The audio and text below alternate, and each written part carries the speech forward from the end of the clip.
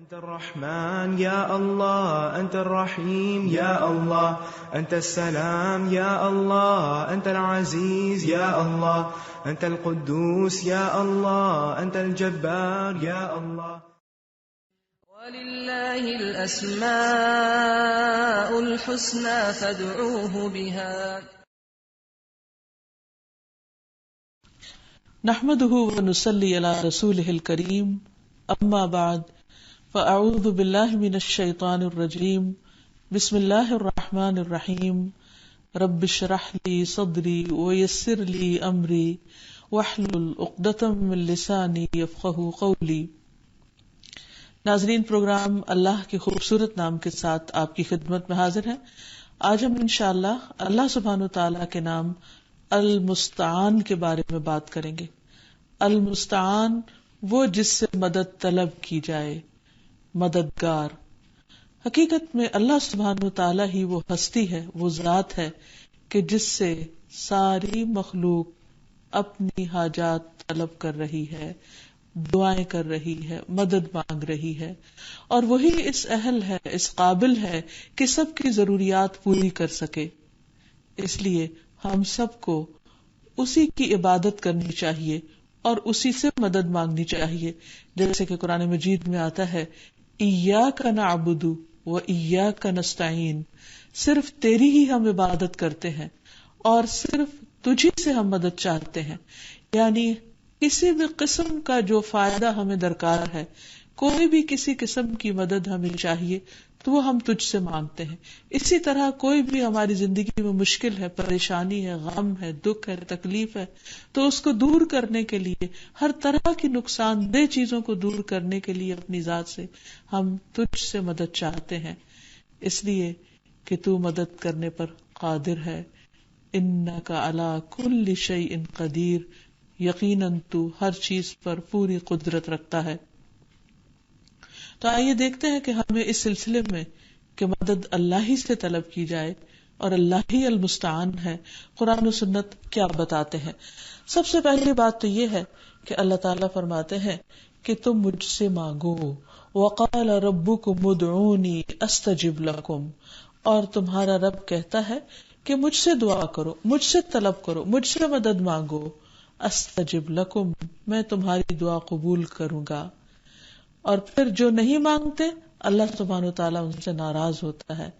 ان الذین یستکبرون عن عبادتی سیدخلون جہنم داخرین، بے شک وہ لوگ جو میری عبادت سے تکبر کرتے ہیں، یعنی میرے آگے سر نہیں جھکاتے، مجھ سے نہیں مانگتے، میرے آگے ہاتھ نہیں پھیلاتے، سیدخلون جہنم داخرین، وہ ذلیل و خوار ہو کر جہنم میں داخل ہوں گے. کیونکہ جو شخص اللہ سبحانہ وتعالیٰ سے نہیں مانگتا وہ تکبر کا شکار ہوتا ہے، اور تکبر اللہ تعالیٰ کو پسند نہیں. جس کے دل میں رائی کے دانے برابر بھی تکبر ہوگا وہ جنت میں نہ جا سکے گا. اس لیے ہم سب اللہ کے بندے ہیں، اس کے مخلوق ہیں، ہم سب محتاج ہیں. وہ خود ہمیں بتاتا ہے، یا ایھا الناس، اے لوگو، انتم الفقراء الی اللہ، تم سب اللہ کے محتاج ہو. واللہ هو الغنی الحمید، اور اللہ وہ بے نیاز تعریف والا ہے. یعنی بے نیازی صرف اسی کی ذات کو زیبا ہے، باقی بندے تو سب کے سب محتاج ہیں، ضرورت مند ہیں، فقیر ہیں. اس لیے ہمیں اپنی ہر حاجت میں اسی کی طرف رجوع کرنا چاہیے. نبی صلی اللہ علیہ وسلم نے فرمایا، جب رات کا پہلا 1/3 حصہ گزر جاتا ہے تو اللہ تعالیٰ آسمان دنیا پر نزول فرماتا ہے اور یوں فرماتے ہیں کہ میں بادشاہ ہوں، میں بادشاہ ہوں. کون ہے جو مجھ سے دعا کرے کہ میں اسے قبول کر لوں؟ کون ہے جو مجھ سے سوال کرے تو میں اسے عطا کر دوں؟ کون ہے جو مجھ سے بخشش طلب کرے تو میں اسے بخش دوں؟ اور مسلسل طلوع فجر تک ایسا ہوتا رہتا ہے. گویا اللہ سبحانہ وتعالیٰ اپنے بندوں کو خود پکارتا ہے کہ آؤ مانگو مجھ سے. اس کے برعکس ہم دیکھتے ہیں کہ جب بندے بندوں سے مانگتے ہیں تو بندے ان سے ناراض ہونے لگتے ہیں. ماں جیسی ہستی بھی اگر آپ اس کے پاس اپنی کوئی ضرورت لے کر جائیں، ایک بار دے گی خوشی سے، دوسری دفعہ ماں سمجھ کے، تیسری دفعہ تھوڑی ناراضگی کا اظہار کر کے کہ تم کیا روز ہی مانگنے چلے آتے ہو، خود اپنے لیے کچھ کرو. اور اس کے علاوہ بھی باقی جتنے بھی رشتے ہیں، انسان جب کسی انسان سے روز مانگنے لگتا ہے تو اپنی وقت اور قدر کھو بیٹھتا ہے. لیکن حیرت کی بات یہ ہے کہ جب انسان اپنے رب سے مانگتا ہے تو وہ رب کی نگاہوں میں معزز ہوتا چلا جاتا ہے، کیونکہ اللہ تعالیٰ کا دینا پسند ہے اور بندے کا مانگنا اللہ تعالیٰ کو پسند ہے. اور ویسے بھی اللہ سبحانہ وتعالیٰ چونکہ سارے خزانوں کا مالک ہے تو اسے دینے میں کچھ مشکل بھی نہیں، تو ہمیں اسی کی طرف رجوع کرنا چاہیے. قرآن مجید میں آتا ہے وَلِلَّهِ خَزَائِنُ السَّمَاوَاتِ وَالْأَرْضِ، اور آسمانوں اور زمین کے سارے خزانے اللہ کے ہیں، ان سب کی کنجیاں بھی اللہ کے پاس ہیں. وہ ان میں سے جو جس کو چاہے عطا کرے، اسے دینے میں کچھ بھی مشکل نہیں. ایک اور جگہ پر آتا ہے وَإِن مِّن شَيْءٍ إِلَّا عِندَنَا خَزَائِنُهُ، کوئی چیز ایسی نہیں، کوئی تصور تو کرے انسان، خواہ وہ کھانے پینے سے تعلق رکھتی ہو یا دیگر ضروریات سے متعلق ہو. اللہ تعالیٰ فرماتے ہیں کہ کوئی بھی چیز ایسی نہیں کہ اس کے خزانے ہمارے پاس نہ ہوں. لیکن وَمَا نُنَزِّلُهُ إِلَّا بِقَدَرٍ مَعْلُومٍ، ہم معلوم اندازے کے مطابق اتارتے ہیں. یعنی اللہ تعالیٰ نے ایک میزان قائم کیا ہوا ہے اس زمین پر، اور اس کے مطابق وہ ہر ضرورت مند کی ضرورت پوری کرتا ہے. ورنہ ایسا نہیں کہ کسی سے اگر اس نے کچھ روک رکھا ہے تو وہ اس کے پاس ختم ہو گیا ہے. ہرگز نہیں، اس کے پاس تو خزانے ہیں، دے کر بھی کم نہیں ہوتے، ختم نہیں ہوتے. اس لیے اس سے بار بار مانگتے رہنا چاہیے، اور ہر روز وہ ایک نئی شان میں ہوتا ہے. اگر آج ہماری دعا نہیں سنی گئی تو ہو سکتا ہے کل قبول ہو جائے. اس لیے مانگتا ہی چلا جائے انسان، اور اصرار کے ساتھ مانگے، کیونکہ نبی صلی اللہ علیہ وسلم نے اس سے منع کیا کہ انسان یوں کہے کہ اللہ اگر تو چاہے تو سن لے، نہیں چاہتا تو نہ صحیح. نہیں، فرمایا کہ فَلْيَعْزِمِ الْمَسْأَلَةَ، یعنی پورے عزم کے ساتھ اور پوری تگ و دو کے ساتھ سوال کرو اللہ تعالیٰ سے کہ نہیں اللہ تعالیٰ آپ دینے پہ قادر ہیں، آپ ضرور دیں. تو دعا کرنے میں بھی انسان کو جد و جہد کرنی چاہیے. پھر اسی طرح اللہ تعالیٰ فرماتے ہیں اللہ خالق کل شیء وهو على كل شیء وکیل له مقالید السماوات والارض والذین کفروا بآیات اللہ اولئک هم الخاسرون. اللہ ہر چیز کو پیدا کرنے والا ہے اور وہ ہر چیز پر نگہبان ہے. اسی کے پاس آسمانوں کی اور زمین کی کنجیاں ہیں، اور وہ لوگ جنہوں نے اللہ کی آیات کا انکار کیا وہی خسارہ اٹھانے والے ہیں. یعنی اللہ تعالیٰ نے جو حکم دیا ہے اس کو مان لینے میں ہی انسان کی بھلائی ہے. اور انسان اگر چاہتا ہے کہ رب اس سے راضی ہو اور اس پر اپنی رحمت نچھاور کرے تو پھر انسان کو وہ کام کرنے چاہیے جن سے رب راضی ہو جائے.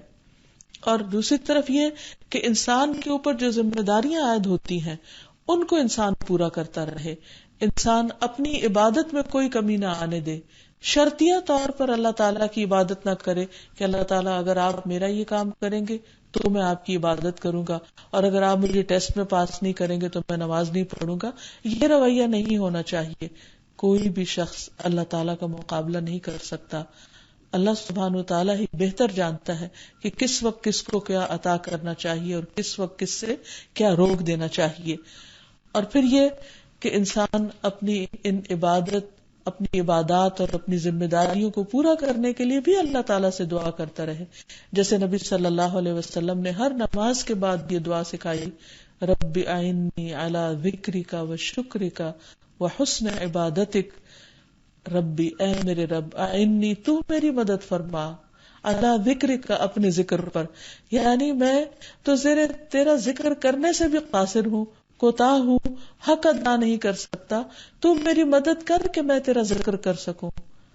علی ذکرک و شکرک، اور تیرا شکر ادا کروں، و حسن عبادتک، اور تیری خوبصورت عبادت کر سکوں.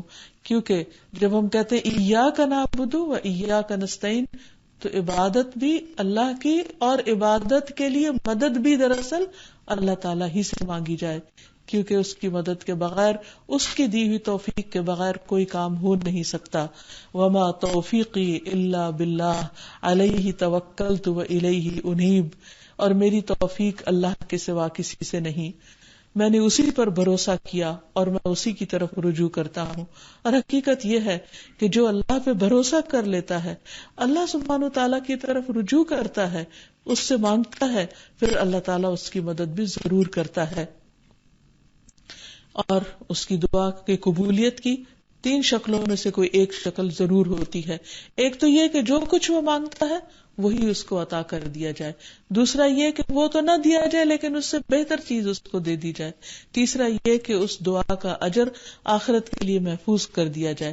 اور حقیقت یہ ہے کہ قیامت کے دن انسان جب اپنی اس دعا کا صلہ دیکھے گا، اجر و ثواب دیکھے گا، تو تمنا کرے گا کہ اے کاش دنیا میں میری کوئی دعا قبول نہ ہوتی اور اس سب کا اجر و ثواب آج مجھے یہاں ملتا کہ میں اس کو ہمیشہ کے لیے انجوائے کر سکتا. پھر یہ بھی انسان یاد رکھے کہ اللہ سبحانہ و تعالی نہ دن کو سوتے ہیں نہ رات کو سوتے ہیں، نہ اس کو نیند آتی ہے نہ اونگ آتی ہے. وہ ہر وقت اپنے بندوں کی دعائیں سن سکتے ہیں. اللہ سبحانہ و تعالیٰ چونکہ ہمارے دل کا حال جانتے ہیں، اس لیے اگر ہم چپ کے بھی پکاریں، آہستہ آہستہ بھی پکاریں، ایون اگر ہم زبان سے نہ بھی بولیں، صرف دل ہی دل میں بھی پکاریں، تو بھی وہ سنتے ہیں. اب اس کے برعکس جب بندوں کے پاس اگر آپ جائیں تو کبھی بندے مصروف ہوتے ہیں، کبھی ان کو اپنا کوئی کام ہوتا ہے، کبھی ان کو وہ کسی تکلیف میں مبتلا ہوتے ہیں، کبھی ان کی بیماری کا مسئلہ ہے، کبھی ان کی موت کا مسئلہ ہے. وہ اپنے مسائل سے نہیں نبٹ پاتے، خواہ کوئی امیر ہو، غریب ہو، فقیر ہو، ولی ہو، پیر ہو، کوئی بھی ہو، بزرگ ہو، کوئی بھی ہو، وہ سب محتاج ہیں اور ان کے اپنے اپنے مسائل ہیں. ان کے ساتھ خود ضروریات ہیں. ہر ایک کے ساتھ پیٹ لگا ہوا ہے، اس سے کھانا بھی ہے، اسے اس کے لیے کمانا بھی ہے، اسے اس کی اپنی ضروریات پوری کرنے کے لیے تگ و دو بھی کرنی ہے. ہر انسان اپنے مسائل میں الجھا ہوا ہے. جب انسان اللہ کو چھوڑ کر بندوں کے پاس جاتا ہے تو بندے اس کی کہاں تک مدد کر سکتے ہیں. انسان جب انسانوں سے مانگتا ہے تو وہ کتنا خوش ہو کر اس کو دیتے اور پھر کتنا احسان مند کر دیتے ہیں. آج ہر انسان اپنے مسائل میں اس طرح الجھا ہوا ہے کہ اس کے پاس کسی کے لیے وقت نہیں. اس کے ساتھ پیٹ بھی ہے، اسے کھانا بھی ہے، کھانے کے لیے کمانا بھی ہے، اس کے ساتھ بیماریاں بھی ہیں، اس کے ساتھ موت بھی ہے. وہ اپنے مسائل میں اس قدر پریشان ہے، خواہ وہ کتنا ہی بزرگ اور کتنا ہی کوئی نیک پارسا اور ولی اللہ ہی کیوں نہیں، ہر انسان ان تمام مسائل کا شکار ہے. اور اگر کوئی شخص اپنے مسائل سے فرصت نہیں پا سکتا تو وہ دوسروں کی مدد کہاں سے کر سکتا ہے. اور پھر یہ کہ اس کے پاس اختیار کہاں سے ہے، اسے یہ اختیار دیا کس نے ہے. یہ اختیار تو صرف اللہ کے پاس ہے کہ وہ دوسروں کی غائبانہ طور پر مدد کرے. اسی لیے سورۃ فاتحہ میں ہر روز ہر نماز کی ہر رکعت میں ہاتھ باندھ کر ہم اللہ سبحانہ و تعالیٰ کے سامنے عرض کرتے ہیں کہ ایاک نعبد، صرف اور صرف تیری ہی ہم عبادت کرتے ہیں، کسی اور کی نہیں. وہ ایاک نستعین، اور صرف تجھ سے ہم مدد مانگتے، اور سے نہیں مانگتے، کیونکہ اور مدد کرنے پر قادر ہی نہیں. مدد تو ہی کر سکتا ہے، تو ہی المستعان ہے کہ جس سے مدد مانگی جا سکتی ہے. اور مدد مانگنے اور دعا کرنے کی توفیق بھی تو ہی دیتا ہے. اگر تو توفیق نہ دے تو ہم دعا بھی نہیں کر سکتے. اس لیے سب کچھ تو تیرے ہی اختیار میں ہے. اور پھر تو اس وقت بھی مدد کرتا ہے جب بندے اپنے کاموں میں، اپنی ضروریات میں مصروف ہوتے ہیں، مشغول ہوتے ہیں. اور پھر یہ کہ قرآن مجید میں واضح طور پر ہمیں بتا دیا گیا کہ اگر کوئی شخص اللہ تعالیٰ کے سوا کسی اور کو پکارتا ہے تو وہ مدد کرنے پر قادر نہیں. قرآن مجید میں آتا ہے قُلْ أَرَأَيْتُمْ شُرَكَاءَكُمُ الَّذِينَ تَدْعُونَ مِن دُونِ اللَّهِ أَرُونِي مَاذَا خَلَقُوا مِنَ الْأَرْضِ أَمْ لَهُمْ شِرْكٌ فِي السَّمَاوَاتِ أَمْ آتَيْنَاهُمْ كِتَابًا فَهُمْ عَلَى بَيِّنَةٍ مِّنْهُ ام آتیناہم کتابا فہم علی بینۃ منہ بل ان یعد الظالمون بعضهم بعضا الا غرورا. کہہ دیجئے کیا تم نے اپنے شریکوں کو دیکھا جنہیں تم اللہ کے سوا پکارتے ہو، یعنی ان سے مدد چاہتے ہو؟ مجھے دکھاؤ زمین میں سے انہوں نے کون سی چیز پیدا کی ہے، یعنی ان کے پاس کیا اختیار ہے، انہوں نے آج تک کیا کیا ہے جو آئندہ کریں گے، یا آسمانوں میں ان کا کوئی حصہ ہے، یا ہم نے انہیں کوئی کتاب دی ہے کہ وہ اس کی کسی دلیل پر قائم ہے، یعنی کسی کتاب میں انہیں اختیارات کو لکھ کر دیے ہیں. بلکہ ظالم لوگ ان کے بعض کو دھوکے کے سوا کچھ وعدہ نہیں دیتے، یعنی یہ سب فریب کا کاروبار ہے، اس کی کچھ بھی حقیقت نہیں. پھر قرآن مجید سے یہ بھی پتہ چلتا ہے کہ اللہ کو چھوڑ کر لوگ جن دوسروں کو پکارتے ہیں وہ نہ کوئی فائدہ دے سکتے ہیں اور نہ ہی کسی نقصان سے بچا سکتے ہیں. فرمایا وَلَئِن سَأَلْتَهُم مَّنْ خَلَقَ السَّمَاوَاتِ وَالْأَرْضَ لَيَقُولُنَّ اللَّهُ قُلْ أَفَرَأَيْتُم مَّا تَدْعُونَ مِن دُونِ اللَّهِ إِنْ أَرَادَنِيَ اللَّهُ بِضُرٍّ هَلْ هُنَّ كَاشِفَاتُ ضُرِّهِ أَوْ أَرَادَنِي بِرَحْمَةٍ هَلْ هُنَّ مُمْسِكَاتُ رَحْمَتِهِ قُلْ حَسْبِيَ اللَّهُ عَلَيْهِ يَتَوَكَّلُ الْمُتَوَكِّلُونَ. اور یقیناً اگر تو ان سے پوچھے کہ آسمانوں کو اور زمین کو کس نے پیدا کیا ہے تو ضرور ہی کہیں گے کہ اللہ نے. کہہ دیجئے تو کیا پھر تم نے دیکھا کہ وہ جنہیں تم اللہ کے سوا پکارتے ہو کہ اگر مجھے کوئی تکلیف پہنچانے کا ارادہ کرے تو کیا وہ اس کی تکلیف کو ہٹا سکتے ہیں، یا اگر وہ مجھ پر رحمت کرنا چاہے تو یہ اس کی رحمت کو روک سکتے ہیں؟ کہہ دیجئے مجھے اللہ کافی ہے اور توکل کرنے والے اس پر ہی توکل کرتے ہیں.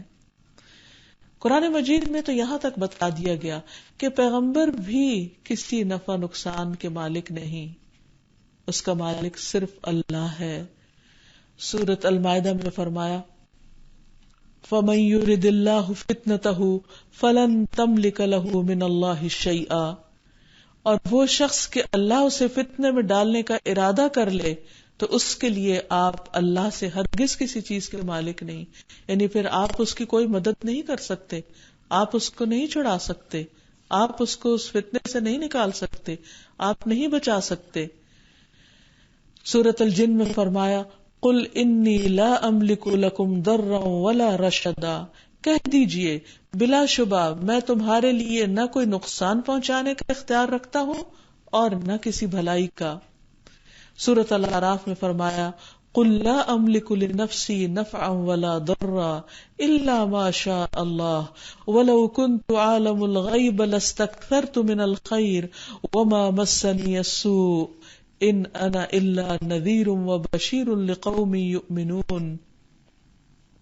کہہ دیجئے میں اپنے نفس کے لیے کسی نفع نقصان کا مالک نہیں ہوں، یعنی دوسروں کو تو فائدہ دینا دور کی بات، میں اپنی ذات کو بھی فائدہ نہیں دے سکتا، مگر اللہ ہی جو کچھ چاہتا ہے وہ ہوتا ہے. اور اگر میں غیب جانتا ہوتا تو بہت سی بھلائیاں حاصل کر لیتا اور مجھے کبھی کوئی تکلیف نہ پہنچتی. میں تو محض ایک ڈرانے والا اور خوشخبری دینے والا ہوں ان لوگوں کے لیے جو ایمان لے آئے. اور نبی صلی اللہ علیہ وسلم نے تو اپنے خاندان کے لوگوں کو اکٹھا کر کے انہیں بتا دیا تھا کہ تم اپنے لیے خود کچھ کر لو، میرا نبی ہونا تمہارے کام نہ آئے گا، یعنی مجھ پہ بھروسہ نہ کرنا، اللہ سبحانہ و تعالیٰ کی خالص عبادت کرو. پھر اسی طرح ہم دیکھتے ہیں ابو ہریرہ رضی اللہ عنہ فرماتے ہیں کہ جب یہ آیت وَأَنذِرْ عَشِيرَتَكَ الْأَقْرَبِينَ نازل ہوئی تو رسول اللہ صلی اللہ علیہ وسلم نے قریش کو جمع کیا، نیز خصوصی اور عمومی طور پر سب کو نصیحت کی. آپ نے فرمایا اے قریش کے لوگو، اپنی جانوں کو آگ سے بچاؤ، میں تم لوگوں کے لیے اللہ کے سامنے میں کسی نفع یا تکلیف کا مالک نہیں. اے بنو عبد مناف کے لوگو، اپنے آپ کو آگ سے بچا لو، میں تم لوگوں کے لیے اللہ کے سامنے کسی یا نفع نقصان کا مالک نہیں. پھر نبی صلی اللہ علیہ وسلم نے فرمایا اے فاطمہ بنت محمد، اپنے آپ کو آگ سے بچا لو، میں تمہارے لیے اللہ کے سامنے کسی نفع یا نقصان کا مالک نہیں سوائے اس کے کہ میں تمہارا رشتہ دار ہوں اور بحیثیت رشتہ داری کے میں تم سے صلہ رحمی کرتا رہوں گا. پھر دوسری بات یہ کہ اللہ سبحانہ و تعالی ایسا المستعان ہے کہ مدد طلب کرنے والوں کو وہ کافی ہو جانے والا ہے. یعنی جب اس کی مدد آ جائے کسی اور کی مدد کی ضرورت ہی نہیں رہتی. اور یہ ہر معاملے میں، صرف ایسا نہیں کہ مال یا اولاد کے حصول کے لیے انسان اللہ سے مدد مانگے تو اللہ کی مدد آتی ہے، بلکہ زندگی کے ہر چھوٹے بڑے مسئلے میں انسان کو اللہ تعالیٰ کی طرف ہی رجوع کرنا چاہیے. صحابہ کرام کا طریقہ کار کیا تھا کہ وہ اللہ تعالیٰ کی طرف رجوع کرتے اور سب سے پہلے اللہ سے دعا کرتے. انسان اسباب ضرور اختیار کرے، لیکن یہ ہمیشہ دل میں رکھے کہ مدد تو اللہ ہی کرے گا. کوئی انسان بظاہر وسیلہ بھی بن رہا ہو، لیکن دل میں یہی ہو کہ اس کو بھی اللہ ہی نے بھیجا ہے، یہ بھی اللہ ہی کی طرف سے آیا ہے، اصل مدد اللہ تعالیٰ ہی کی ہے.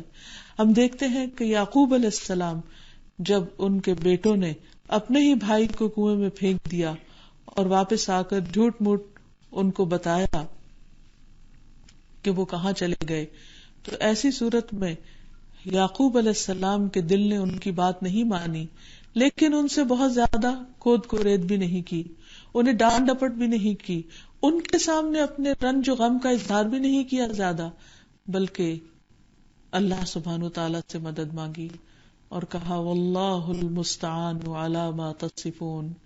اللہ ہی سے مدد مانگی جا سکتی ہے اس پر جو تم بیان کر رہے ہو. یعنی تمہاری یہ کہانی جو تم نے گھڑی ہے، اس کے مقابلے میں کیا کہہ سکتا ہوں. میرا مددگار اللہ ہے اور میں اسی سے مدد طلب کرتا ہوں. پھر اسی طرح جب کوئی شخص اللہ تعالیٰ پر بھروسہ کرتا ہے تو اللہ تعالیٰ بھروسہ کرنے والوں کے لیے بھی کافی ہو جاتا ہے. قرآن مجید میں آتا ہے وَمَن يَتَوَكَّلْ عَلَى اللَّهِ فَهُوَ حَسْبُهُ. جو اللہ پر توکل کرتا ہے اللہ اس کے لیے کافی ہوتا ہے. ان اللہ بالغ امرہ، اللہ اپنے کام کو، اپنے مقصد کو پہنچنے والا ہے. قد جعل اللہ لکل شیء قدرا، بلا شبہ اللہ نے ہر چیز کا ایک اندازہ مقرر کر رکھا ہے. حالانکہ اللہ تو اپنا کام پورا کر کے رہے گا. ایک اور جگہ پر آتا ہے الیس اللہ بکاف عبدہ، کیا اللہ اپنے بندے کے لیے کافی نہیں؟ اے بندے تو اللہ کو چھوڑ کر کسی اور کی طرف دیکھتا بھی کیوں ہے؟ کیا اللہ تیرے لیے کافی نہیں؟ ابراہیم علیہ السلام کو جب آگ میں پھینکا جا رہا تھا تو انہوں نے اس وقت کیا کہا تھا؟ حسبی اللہ ونعم الوکیل، کافی ہے مجھے اللہ جو بہترین کارساز ہے. انہوں نے کسی اور کی طرف نہیں دیکھا. اور پھر یونس علیہ السلام کو دیکھیے کہ مچھلی کے پیٹ میں کس کو پکارتے ہیں اور کس طرح اللہ تعالیٰ ان کو کافی ہو جاتے ہیں اور ان کی مدد کرتے ہیں. لا الہ الا انت سبحانک سبحانک انی کنت من الظالمین، نہیں کوئی الہ مگر تو ہی، پاک ہے تو اور بے شک میں ظالموں میں سے ہوں. تو اللہ تعالیٰ فرماتے فاستجبنا لہ، ہم نے اس کی دعا قبول کر لی. یعنی اللہ سبحانہ وتعالیٰ سے جب کوئی مدد مانگتا ہے تو اللہ تعالیٰ اس کی مدد کے لیے کافی ہو جاتا ہے. نوح علیہ السلام نے اپنی مشکل میں کس کو پکارا تھا؟ اللہ تعالیٰ نے ان کے بارے میں فرمایا وَنُوحًا إِذْ نَادَى مِن قَبْلُ فَاسْتَجَبْنَا لَهُ، اور نوح کو بھی جب اس نے اس سے پہلے پکارا تو ہم نے اس کی دعا قبول کر لی، ہم اس کو کافی ہو گئے. اور پھر اللہ سبحانہ وتعالیٰ کسی بھی بندے کو خالی ہاتھ لوٹانا پسند نہیں کرتا. یہ تو پیغمبر تھے اللہ کے مقرب بندے، لیکن ایک عام انسان بھی اللہ تعالیٰ سے جب مانگتا ہے تو اللہ تعالیٰ اس کو خالی ہاتھ نہیں لوٹاتا. رسول اللہ صلی اللہ علیہ وسلم نے فرمایا تمہارا رب بڑی شرم والا اور بڑے کرم والا ہے. اس کو اس بات سے شرم آتی ہے کہ اس کا کوئی بندہ اس کے آگے اپنے دونوں ہاتھ پھیلائے اور وہ ان دونوں میں کوئی خیر نہ ڈالے، ان کو خالی ہاتھ لوٹا دے. اللہ تعالیٰ کو یہ پسند نہیں. اس لیے خوب ہاتھ اٹھا کر اپنے رب سے مانگتے چلے جانا چاہیے. اور پھر کچھ لوگوں کی دعائیں دوسروں کے مقابلے میں اور بھی زیادہ جلد قبول ہوتی ہیں، جن میں خاص طور پر مظلوم کی دعا. رسول اللہ صلی اللہ علیہ وسلم نے فرمایا مظلوم کی دعا قبول کی جاتی ہے، خواہ وہ گناہگار ہی ہو اور اس کا گناہ اس کے نفس پر ہے، یعنی اس کا گناہ اس کے ساتھ ہے، لیکن دعا اللہ تعالیٰ کی طرف اٹھ جاتی ہے اور قبول ہو جاتی ہے. اسی طرح نبی صلی اللہ علیہ وسلم نے فرمایا 3 قسم کے لوگوں کی دعائیں قبول ہوتی ہیں اور ان کی قبولیت میں کوئی شک و شبہ نہیں. مظلوم کی دعا، مسافر کی دعا اور والد کی دعا اپنی اولاد کے لیے. اس لیے بچوں کی طرف سے آنے والی تکلیفوں پر انسان کو پریشان نہیں ہونا چاہیے. ان کی ہدایت اور اصلاح کے لیے کثرت سے دعا مانگتے چلے جانا چاہیے. پھر اسی طرح یوسف علیہ السلام نے قید خانے میں اپنے رب کو پکارا، اللہ تعالیٰ نے ان کی پکار قبول کر لی. پھر اسی طرح دیگر نیک بندے اللہ کے جب بھی اس کو پکارتے ہیں اللہ تعالیٰ ان کو کافی ہو جاتا ہے. پھر اللہ تعالیٰ ایسا المستعان ہے کہ جس سے مانگ کر انسان سراسر فائدے میں رہتا ہے، کیونکہ انسان جب اللہ سے مانگتا ہے تو پر امید ہوتا ہے. اور امید کیا ہوتی ہے کہ اس کے پاس تو سب کچھ ہے اور وہ ہر چیز کرنے پر قادر بھی ہے، اس لیے میں نے اس سے مانگا ہے جو دینا پسند کرتا ہے اور جو ضرور دے گا اور جو ضرور میری مدد کرے گا. تو اس لیے انسان کے اندر ایک ہوپ اٹھتی ہے، ایک امید ہوتی ہے اور انسان مایوسی سے بچ جاتا ہے. اسی لیے ہم دیکھتے ہیں کہ یوسف علیہ السلام کو جدا ہوئے ایک عرصہ بیت چکا تھا، لیکن یعقوب علیہ السلام کبھی بھی مایوس نہیں ہوئے. وہ اپنے بچوں سے کہتے ہیں کہ اے بچوں جاؤ یوسف کو تلاش کرو اور اللہ کی رحمت سے مایوس نہ ہو. یا بنی اذهبوا فتحسسوا عن یوسف ولا تیأسوا انہ لا ییأس من روح اللہ الا القوم الکافرون. کہ اے میرے بچوں جاؤ اور یوسف اور اس کے بھائی کا سراغ لگاؤ اور اللہ کی رحمت سے مایوس نہ ہو. بے شک حقیقت یہ ہے کہ اللہ کی رحمت سے نہیں نا امید ہوتے مگر وہی لوگ جو کافر ہیں. پھر اللہ تعالیٰ کو پکارنے کا ایک فائدہ یہ ہے کہ انسان نقصان سے بچ جاتا ہے. بعض اوقات انسان جب جو چیز مانگتا ہے اس کی وہ دعا نہیں قبول ہوتی، لیکن انسان پر آنے والی ایک آزمائش ٹال دی جاتی ہے اس دعا کی برکت سے، یا کوئی تکلیف پھیر دی جاتی ہے. پھر اسی طرح کچھ دعائیں خاص طور پر ایسی سکھائی گئیں کہ جو صبح شام پڑھی جائیں تو انسان ہر طرح کے نقصانات سے محفوظ رہتا ہے. اس میں سے ایک دعا ہے کہ جس کے بارے میں نبی صلی اللہ علیہ وسلم نے فرمایا جو شخص شام کو 3 مرتبہ یہ دعا پڑھے گا اعوذ بکلمات اللہ التامات من شر ما خلق، تو اسے اس رات کوئی زہر اثر نہیں کرے گا. سہیل کہتے ہیں کہ ہمارے گھر والے اسے سکھایا کرتے تھے اور رات کے وقت اس کو پڑھتے تھے. چنانچہ ایک مرتبہ ان میں سے کسی لڑکی کو کسی چیز نے ڈنگ مار دیا، لیکن اس پر کسی قسم کا زہر اثر انداز نہ ہوا، کوئی تکلیف نہ ہوئی. پھر اسی طرح اللہ سبحانہ وتعالی دعاؤں کی برکت سے انسان کو پہلے سے بھی زیادہ بہتر نعمتیں عطا فرماتے ہیں. کیونکہ بعض اوقات انسان کے پاس ایک نعمت ہوتی ہے اور وہ چھن جاتی، انسان پریشان ہو اٹھتا ہے، پھر اللہ تعالیٰ سے اس کے واپس آنے کی دعا کرتا ہے اور خوب خوب دعائیں کرتا ہے. تو اللہ تعالیٰ بعض اوقات پچھلی چیز سے بھی زیادہ بہتر چیز عطا کرتے ہیں. مثلاً ایک شخص اگر بیمار ہو جاتا ہے تو بیماری عام طور پر کیا ہوتا ہے کہ پہلے تھوڑی تھوڑی ہوتی رہتی ہے، پھر ایک دم زیادہ ہو جاتی ہے اور انسان ہر کام سے عاجز ہو جاتا ہے. اب ایسے میں اگر انسان اپنے رب کو پکارتا رہے اور اس سے دعا کرتا رہے اور اللہ تعالیٰ کا شکوہ نہ کرے تو اللہ تعالیٰ اس کو پہلے سے بھی زیادہ بہتر صحت عطا فرماتے اور پہلے سے بھی زیادہ بہتر طور پر وہ چست اور چاق و چوبند ہو جاتا ہے. اسی طرح انسان رنج و غم کے موقع پر جب انا للہ و انا الیہ راجعون اللہم اجرنی فی مصیبتی واخلف لی خیرا منہا پڑھتا ہے تو اس پر بھی اللہ تعالیٰ کا وعدہ ہے کہ وہ پہلے سے بہتر چیز عطا کرتا ہے. جس سے حضرت ام سلمہ کو نبی صلی اللہ علیہ وسلم نے ابو سلمہ کی وفات کے موقع پر یہ پڑھنے کے لیے کہا تو اس کے بعد ان کی شادی نبی صلی اللہ علیہ وسلم کے ساتھ ہوئی جو بہرحال ابو سلمہ سے بہتر تھے. پھر اسی طرح انسان کو مہلک بیماریوں سے شفا حاصل ہو جاتی ہے، جیسے ایوب علیہ السلام کو اللہ تعالیٰ نے شفا دی. قرآن مجید میں آتا ہے وَاذْكُرْ عَبْدَنَا أَيُّوبَ إِذْ نَادَى رَبَّهُ أَنِّي مَسَّنِيَ الشَّيْطَانُ بِالنُّصْبٍ وَعَذَابٍ ارکض برجلک ھذا مغتسل بارد وشراب. اور ہمارے بندے ایوب کو یاد کرو جب اس نے اپنے رب کو پکارا کہ بے شک شیطان نے مجھے بڑا دکھ اور تکلیف پہنچائی ہے. فرمایا اپنا پاؤں مار، یہ نہانے کا اور پینے کا ٹھنڈا پانی ہے، یعنی یہ ان کا علاج تھا، پانی سے ان کو شفا ہو گئی.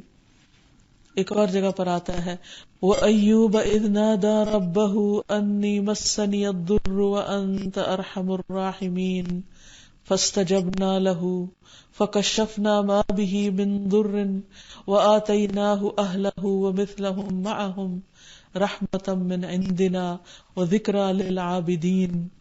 اور ایوب جب اس نے اپنے رب کو پکارا کہ بے شک مجھے تکلیف پہنچی ہے اور تو رحم کرنے والوں میں سب سے زیادہ رحم کرنے والا ہے، تو ہم نے اس کی دعا قبول کر لی، بس اسے جو بھی تکلیف تھی دور کر دی اور اسے اس کے گھر والے اور ان کے ساتھ ان کی مثل اور عطا کر دیے اپنے پاس سے رحمت کے لیے اور ان لوگوں کی یاد دہانی کے لیے جو عبادت کرنے والے ہیں کہ وہ بھی اللہ کی رحمت سے مایوس نہ ہوں. اللہ ان کی بھی دعائیں ضرور سنے گا. اسی طرح مشکل وقت میں جب انسان کہتا ہے اللہم لا سہل الا ما جعلتہ سہلا وانت تجعل الحزن اذا شئت سہلا، تو اللہ تعالی جب چاہتا ہے مشکل چیز کو آسان فرما دیتا ہے.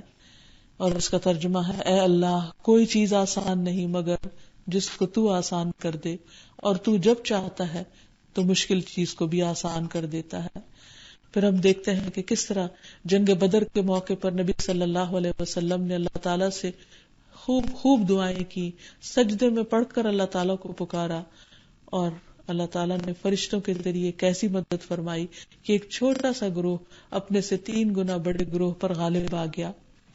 پھر اسی طرح انسان جب اللہ تعالیٰ کو پکارتا ہے تو انسان کے اپنے دل کی اصلاح ہوتی ہے. دعا ایک عبادت ہے، انسان کے اجر و ثواب میں اضافہ ہوتا ہے، انسان کو برائیوں سے نجات ملتی ہے. انسان تکلیف کے موقع پر جب اللہ تعالیٰ کی طرف رجوع کرتا ہے تو اپنے گناہوں کو یاد کرتا ہے اور گناہوں پر بھی معافی مانگتا چلا جاتا ہے. تو اس نام کا بندے کی زندگی پر اثر کیا ہونا چاہیے؟ اس میں سب سے پہلی بات تو یہ کہ انسان اپنی چھوٹی بڑی ہر مشکل میں اپنے رب کی طرف رجوع کرے اور اسی سے دعا کرے اور اس کے المستعان ہونے پر پورا یقین رکھے. پھر اسی طرح یہ ہے کہ صرف اسی سے مانگے، کسی اور کو اس میں شریک نہ کرے. موسیٰ علیہ السلام اپنی قوم کو صرف اللہ تعالیٰ سے مانگنے کی تلقین کرتے ہیں. قال موسیٰ لقومہ استعینوا باللہ واصبروا. اور موسیٰ علیہ السلام نے اپنی قوم سے کہا کہ اے قوم اللہ سے مدد مانگو اور صبر کرو. پھر اسی طرح نبی صلی اللہ علیہ وسلم اپنے رب ہی کو پکارتے تھے اور خالص اسی کو پکارتے تھے، اور اللہ تعالیٰ نے حکم بھی یہی دیا ہے کہ صرف خالصتاً اسی کو پکارو.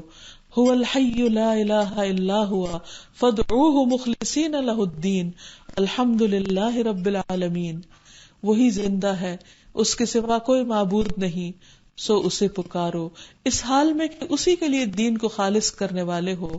سب تعریف اللہ کے لیے ہے جو تمام جہانوں کا رب ہے.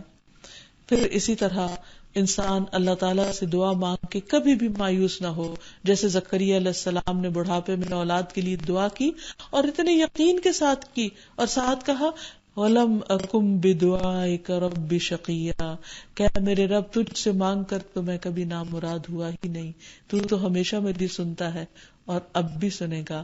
یعنی ہمیشہ پازیٹو رہے انسان، اور یہ نہ سوچے کہ شاید میری دعا نہ قبول ہو. نہیں، ضرور ہوگی، یا فوراً ہو جائے گی یا دیر سے ہوگی، یا پھر اس سے بہتر کوئی چیز مل جائے گی، یا آخرت میں اس سے بہتر کچھ اور ثواب مل جائے گا.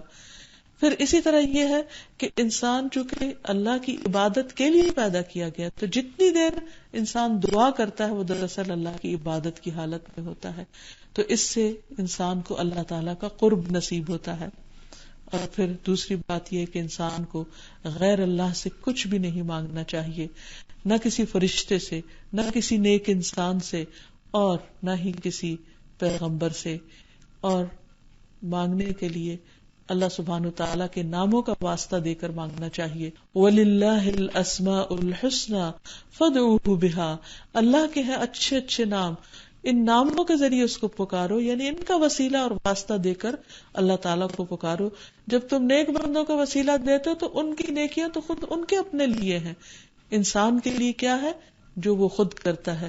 جیسے قرآن مجید میں آتا ہے لَيْسَ لِلْإِنسَانِ إِلَّا مَا سَعَى, انسان کے لیے کچھ نہیں مگر جس کی وہ خود کوشش کرتا ہے.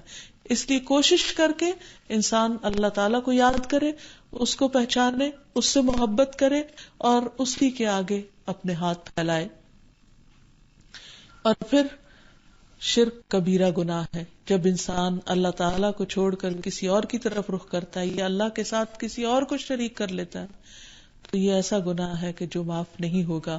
اس لیے انسان اس سے پوری طرح اجتناب کرے. اور ویسے بھی اللہ سبحانہ و تعالیٰ کے علاوہ جتنے بھی سہارے ہیں وہ سب کمزور ہیں, باطل ہیں, کوئی کچھ بھی نہیں کر سکتا, سب محتاج ہیں. تمام کے تمام اللہ کے سامنے بندوں کی حیثیت سے حاضر ہونے والے ہیں. اس لیے کبھی بھی انسان ایسی غلطی نہ کرے کہ دنیا کے کسی نقصان سے بچنے کے لیے اپنے آخرت کا نقصان کر دے, محض اپنی لا علمی کی وجہ سے, ناسمجھی کی وجہ سے. کیونکہ شرک جو ہے یہ ظلم بھی ہے اور گمراہی کا باعث بھی ہے اور آگ میں داخلے کا ذریعہ بھی ہے. کیونکہ ابراہیم علیہ السلام نے جب خانہ کعبہ کی تعمیر کی تھی تو خاص طور پر دعا کی تھی وَجْنُبْنِي وَبَنِيَّ أَن نَعْبُدَ الْأَصْنَامَ, کہ اے میرے رب مجھے اور میری اولاد کو بتوں کی بندگی سے محفوظ رکھنا. ان ربی انہن اضللن کثیرا من الناس, اے میرے رب انہوں نے تو بہت سے لوگوں کو گمراہ کر دیا ہے. اور پھر یہ کہ انسان جب اللہ تعالیٰ کو المستعان سمجھ کر دعا کرے گا تو اللہ تعالیٰ اس کی دعا قبول فرمائیں گے. اور ہر تکلیف میں, ہر پریشانی میں, خواہ مالی مشکل ہو, خواہ شادی کی مشکل ہو, خواہ گھریلو مشکلات ہو, اولاد کی طرف سے پریشانی ہو, یہ کسی بھی قسم کا کوئی دکھ ہو, تکلیف ہو, بیماری ہو, ان سب چیزوں میں صرف اور صرف اللہ کی طاقت پر بھروسہ کرتے ہوئے اسی سے دعائیں کرنی چاہیے. خواہ لوگوں کی طرف سے ستانے والی باتیں انسان کو سننی پڑے یا کوئی الزام تراشیاں ہو, جھوٹے الزامات ہو, یا کسی بھی قسم کی کوئی تکلیف ہو, ہمیشہ اور ہمیشہ صرف اللہ کی طرف انسان رجوع کرے, اللہ کی مدد مانگے اور اس مدد کا یقین رکھے, اور انشاءاللہ اللہ تعالی ضرور اپنی مدد سے نوازے گا. نبی صلی اللہ علیہ وسلم ہر نماز میں سورۃ فاتحہ پڑھتے اور اللہ سے مدد مانگتے, وَإِيَّاكَ نَسْتَعِينُ. اسی طرح ہر خطبے کا آغاز کچھ ان الفاظ سے ہوتا الحمدللہ نحمدہ ونستعینہ ونستغفرہ, کہ سب تعریف اللہ کے لیے ہے, ہم اسی کی تعریف کرتے ہیں, اسی سے مدد چاہتے ہیں اور اسی سے بخشش مانگتے ہیں. تو ہمیں بھی ہمیشہ نبی صلی اللہ علیہ وسلم کے طریقہ کار کی پیروی کرتے ہوئے اللہ تعالیٰ سے دعا کرنی چاہیے اور اللہ ہی کو اپنا المستعان مددگار سمجھنا چاہیے. اللہ تعالیٰ ساری مشکلات میں ہم سب کا حامی و ناصر ہو اور ہمیں ہر طرح کے شرک سے محفوظ کرتے ہوئے ہماری دعاؤں کو اپنے لیے ہی خالص کر لے اور ہم ہر مشکل میں اسی کی طرف رجوع کرنے والے ہوں. وآخر دعوانا ان الحمد للہ رب العالمین. السلام علیکم ورحمۃ اللہ وبرکاتہ. أنت القاهر يا الله, أنت الحسيب يا الله, أنت الشافي يا الله, أنت المبين يا الله, أنت الوكيل يا الله, أنت القيوم يا الله, أنت المتين يا الله, أنت السبوح يا الله. لا إله إلا الله محمد رسول الله, لا إله إلا الله محمد رسول الله.